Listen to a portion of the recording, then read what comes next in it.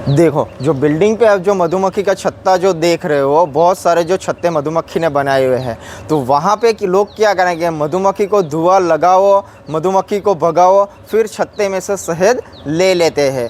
तो अभी हम लोग क्या करेंगे, जो पेड़ पे बिल्डिंग पे मधुमक्खी है वहाँ से सबसे पहले ये रानी मधुमक्खी को लेके आएंगे। जैसे ये पहले फ़ोटो में आप देख रहे हो क्वीन बी, कि रानी मधुमक्खी सबसे बड़ी दिखती है और वो गोल्डन कलर की आएगी। तो रानी को मैं पकड़ के ये डिब्बे के अंदर रख देता हूँ। तो जो बिल्डिंग पेड़ पे बैठी है या बिल्डिंग पे बैठी है वो सारी डिब्बे के अंदर आके बैठ जाएगी। अभी बिल्डिंग पे जो आप मधुमक्खी का छत्ता देखे होगे तो उसका कोई माप नहीं होगा। तो यहाँ पे हम लोग जो लकड़े का प्लेट दे रहे हैं कि मैंने एक डिब्बे के अंदर कम से कम 8 या 10 प्लेट रखी हुई है, तो 10 छत्ता बनाती जाएगी। अभी बिल्डिंग पे मधुमक्खी बैठे बैठे या डिब्बे में बैठे बैठे शहद नहीं बना पाएगी। जैसे वो फूलों पे जाएगी तभी वो शहद इकट्ठा कर पाएगी। तो ये पूरा डिब्बा आपको जो पैक दिख रहा है, लेकिन नीचे से उनका आने जाने का रास्ता बनाया हुआ है। तो यहाँ से सब मधुमक्खी बाहर फूलों पे जाएगी, फूलों का रस लेके फिर वो रानी के पास ही आने वाली है। रानी की साइज़ बड़ी है तो रानी मधुमक्खी बाहर नहीं जाती। और वर्कर की साइज़, वर्कर यानी इसको बोलेंगे वर्कर, जो साइज़ में सबसे छोटे रहते हैं और गोल्डन कलर के दिखते हैं। तो रानी को आप डिब्बे में रखोगे तो उसके पीछे पूरा फैमिली आने वाला है। लेकिन जब 35-40 दिन के अंदर शहद इकट्ठा हो जाएगा तो ये डिब्बे में से मैं सबसे पहले रानी मधुमक्खी को दूसरे डिब्बे में ट्रांसफ़र कर लूँगा। तो रानी के पीछे पूरा मधुमक्खी ये डिब्बे में चला जाएगा।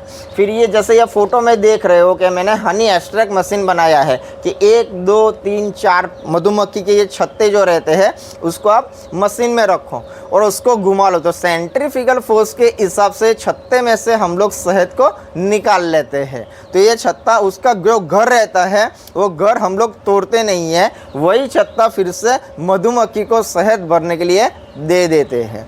तो मधुमक्खी सोचती है कि चलो मेरा शहद ले लिया वादा नहीं, लेकिन मेरा घर जो है वो घर हम लोग डैमेज नहीं करें, तो वही घर में वो लोग शहद भरना चालू कर देंगे। से बिल्डिंग पे पेड़ पे एक ही छत्ता रहेगा। तो मैंने एक डिब्बे के अंदर ऐसे 10 प्लेट रखी हुई है तो 10 छत्ते बनाने वाली है। तो 10 छत्ते में से आपको 30 दिन के अंदर 2.5 किलो 3 किलो शहद मिल जाता है।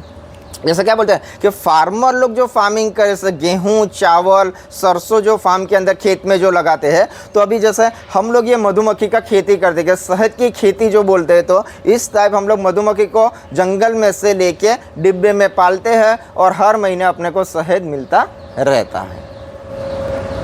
देखो मधुमक्खी के अंदर छत्ता जो उसका घर है तो उसमें 3 चीज़ रहती है, रानी, राजा और वर्कर। तो रानी सबसे बड़ी आने वाली है और गोल्डन कलर की दिखती है। राजा जो आएगा वो रानी से छोटा आएगा और ब्लैक कलर दिखेगा। और वर्कर जो आपको दिख रहे हैं साइज में सबसे छोटे रहेंगे और ब्लैक और गोल्डन दोनों रहेंगे। और रानी और राजा को बाइट करने की क्षमता दी नहीं हुई है। ओनली फॉर वर्कर जो शहद लाने का काम करता है वही अपने को काटता है। और जो भी वर्कर अपने को काटता है वो वर्कर 15 मिनट में डेड हो जाएगा। जैसे रानी राजा 3 साल तक उसकी एज जो रहती है, लेकिन वर्कर की लाइफ लाइन रहती है ओनली फॉर 3 महीना।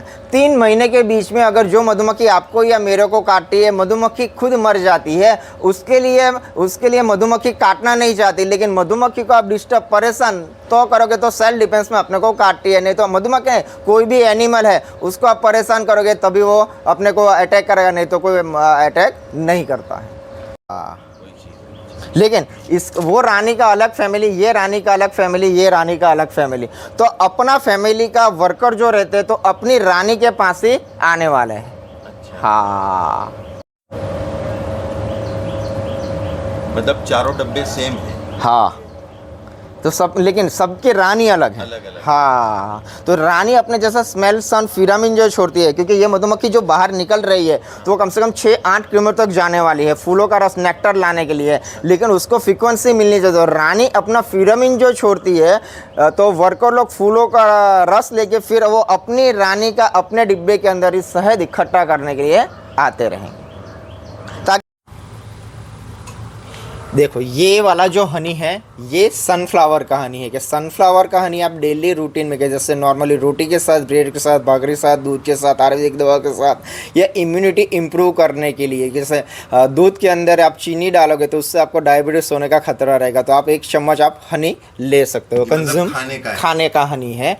और ये वाला जो हनी है कारवी फूल का हनी है, ये आँखों की रोशनी बढ़ाने के लिए, जैसे आप सुरमा काजल लगाते हो वैसे आप आँखों में लगा लो तो गर्मी ठंडक के लिए चलेगा।